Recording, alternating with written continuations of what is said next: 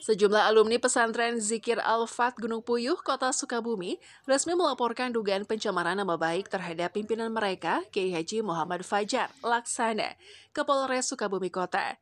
Mereka didampingi kuasa hukum dari LBH Damar dalam pelaporan terhadap akun media sosial Facebook Lisnawati yang diduga mengunggah konten bernada merendahkan dan menghina sosok ulama. Dalam pernyataannya, Koordinator Alumni Tantan Sutandi menegaskan bahwa pelaporan ini merupakan bentuk pembelaan terhadap kehormatan guru dan institusi pesantren. Tantan menyebutkan bahwa unggahan yang dipermasalahkan menyamakan sosok kiai dengan sebutan dukun, sebuah diksi yang dinilai sangat merendahkan martabat ulama serta bertentangan dengan ajaran Islam. Tantan juga menyayangkan tidak adanya itikat baik dari pemilik akun untuk meminta maaf, bahkan setelah unggahan tersebut beredar selama beberapa hari.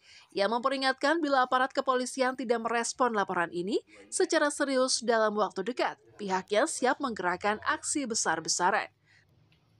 Kami hari ini melakukan, hak kami sebagai warga negara Indonesia, melakukan pengaduan terhadap akun Facebook oknum yang menghina, menistakan, dan mencemooh guru kami, ya, pimpinan Pondok Pesantren Al-Fat, Bapak Kiai Haji Fajar Laksana. Nah, kami sebagai santri dan alumni sangat tidak menerima itu, dan harus dilakukan proses hukum supaya ada efek jerah terhadap oknum-oknum yang mungkin nanti ke depan melakukan hal-hal yang sama. Kita harus melakukan bermedia sosial dengan bijak dan baik. Kemudian konteks daripada penghinaannya di situ ada diksi kata-kata kiai dan dukun yang menurut kami sangat tidak pantas. Ya. Kenapa tidak pantas? Karena profesi kiai dan dukun itu sangat bertentangan. Kiai itu orang yang berprofesi mendakwah agama, gitu kan, membesarkan agama Islam. Tetapi dukun ini identik dengan klinik, dengan klinik, gitu ya, dengan klinik, dengan hal-hal yang sifatnya bertentangan dengan syariat Islam. Nah, oleh karena itu. Sementara itu, kuasa hukum dari LBH Damar, Yogi Purnama, menyampaikan bahwa laporan ini bukan sekedar pembelaan personal, melainkan respon terhadap ancaman simbolik terhadap kehormatan ulama dan lembaga pendidikan Islam. Yogi menegaskan bahwa laporan ini datang dari satu aliansi alumni, namun pihaknya tidak menutup kemungkinan akan ada pelaporan lanjutan dari kelompok santri aktif maupun komunitas lain jika kasus ini tidak ditindaklanjuti segera. Yogi juga menekankan pentingnya penegakan hukum yang cepat dan adil untuk meredam potensi konflik horizontal yang lebih luas.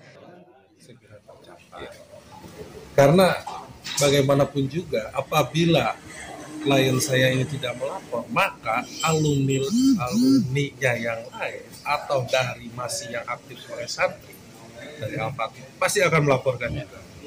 Karena dalam sistem pendidikan dunia Islam ini emang tidak ada yang namanya bekas murid dan bekas guru. Di sini juga kan ada orang tua juga yang merasa tersinggung. Bagaimana mungkin katanya anak saya kok sekolah di tempat ini yang seperti penyebutan seperti itu.